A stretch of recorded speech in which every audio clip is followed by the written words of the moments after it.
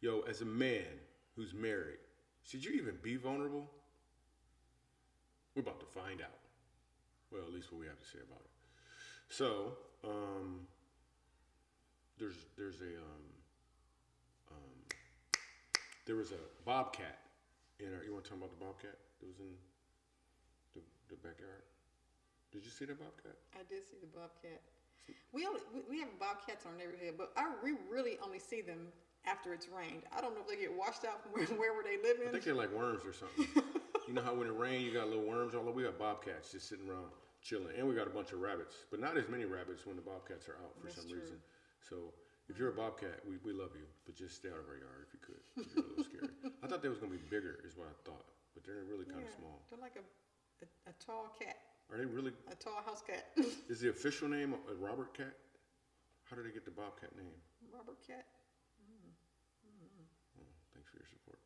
All right, we're going to answer this question. Let's do it. What was the question? The question comes from Instagram, and this gentleman wants to know, how do you navigate the vulnerability as a married man? Ooh, navigate vulnerability. Well, sounds like you're trying to, the way you navigate it, sounds like you're trying to dodge it and stay away from it. So keep doing that. See how that works out for you, buddy. So vulnerability. So first time I was ever vulnerable, man, it was last week. I still remember. I would say by default, as a man, as soon as you feel like something is not cool, or you feel like you might get emotional, or you feel like you're less than, the default is to kind of clam up and not want to share those things.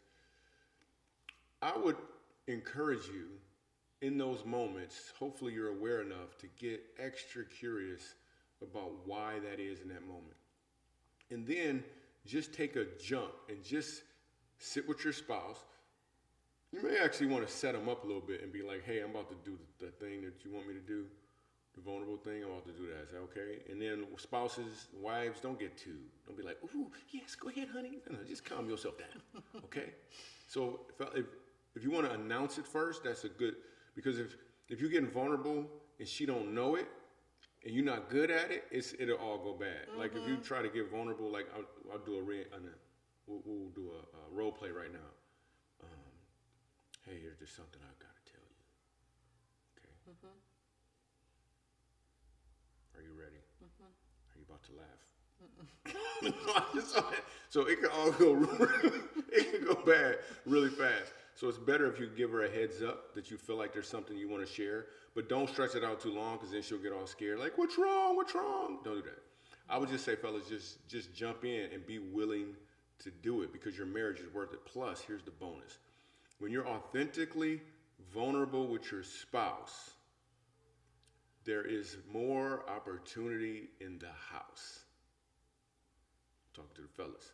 Like, for real, there's just more. Women appreciate your vulnerability. They really, really, really do because they don't get to see it as much. So I'd highly recommend you look for the opportunities to display it. Plus, it's freeing for you because you're probably carrying a lot around.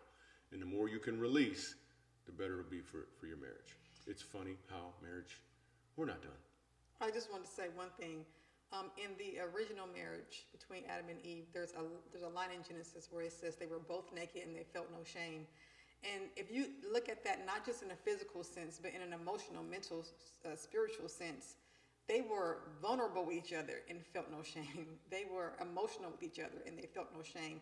And that really is the goal in marriage, is to be naked in a way like that and feel no shame because you are one flesh. That's dope. Yeah, because what will happen, it will stack. Let's say, fellas, you get vulnerable on a scale of 1 to 10, 10 being like, yo, really hard. Let's say you do a 3. Well, from that point on, everything that's a 2 and under, you just opened up those conversations with you and your spouse because you already hit a 3. Let's say you do a 6. Everything 5 and under, you guys can have more of those conversations because you just hit a doggone 6. And the more you do that, the more you open up your relationship for real, authentic conversations. So you're awesome. We love you guys, like on the real. Oh, go get the Marriage Joy Score if you want to. If you want to know what your joy level is in your marriage, we have a quiz that you could take. It's completely free, and you'll leave with a score, a joy marriage score. Where do they go? How do they get it? You go to funnyhowmarriageworks.com/joy score. Joy score. Joy. All right, you guys are awesome. We love you. Deuces. We out.